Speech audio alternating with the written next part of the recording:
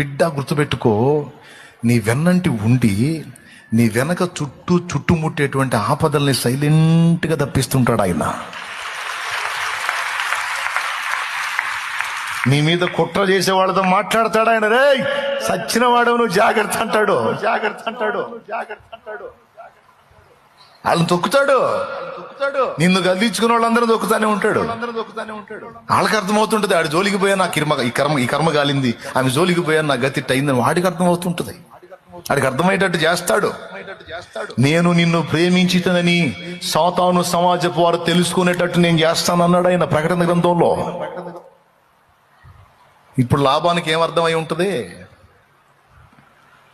మామయ్యకి ఏమర్థమై ఉంటుంది అల్లుడు గురించి?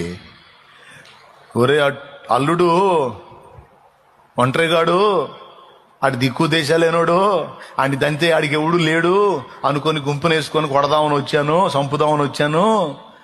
అమ్మ బాబు, వీళ్ళందరికాడికి మించిన దేవుడు వానికి తోడై ఉన్నాడు. అసలు మీరు బాగా స్టడీ చేయండి యాకోబు లైఫ్ని.